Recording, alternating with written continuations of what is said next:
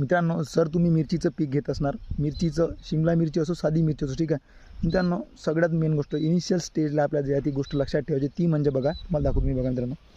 आता हा जो काही आपला शिमला मिरचीचा प्लॉट आहे आणि साध्या मिरचीसुद्धा द्या समोर प्लॉट आहे, ठीक आहे. पण मित्रांनो, सुरुवातीला जे आपल्याला इथून 1 महिन्यानंतर आपल्याला समजून जातं की झाडाची कंडिशन काय, कोणतं झाड आपल्याला चांगलं आहे, ठीक आहे. आता हे यामध्ये रूट झोनचा सुद्धा विषय असू शकतो. पण मित्रांनो, सरळ आपल्याला वरतून हा विषय दिसतो, तो म्हणजे कोणता बघा.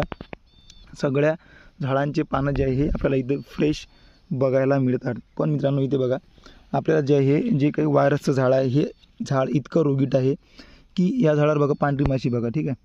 तुमच्यासमोर एकदम लाईव्हमध्ये दिसतसुद्धा आहे, हे बघा मागून.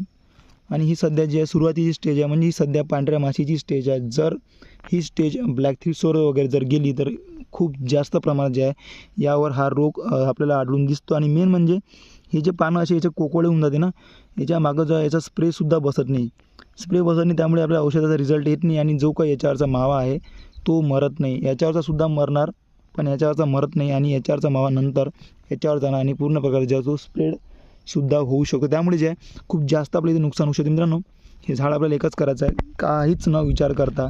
आपल्याला वाटणार की प्लॉट स्टेबल नाही, सेट नाही होणार, पण त्यांना असं काही न विचार, निगेटिव्ह विचार न करता हा आपल्याला पॉझिटिव्ह विचार करून असं झाड पूर्ण प्रकारे उपवून टाकायचं आणि दूर तर तुम्हाला नक्की फेकायचं आहे. मित्रांनो, नक्की हा उपाय करा आणि आपला प्लॉट अवाढव्य खर्च करण्यापासून वाचवा आणि उत्पन्नसुद्धा नक्की चांगलं. मित्रांनो, अशाच माहिती आपल्याला नक्की फॉलो करून घ्या. धन्यवाद.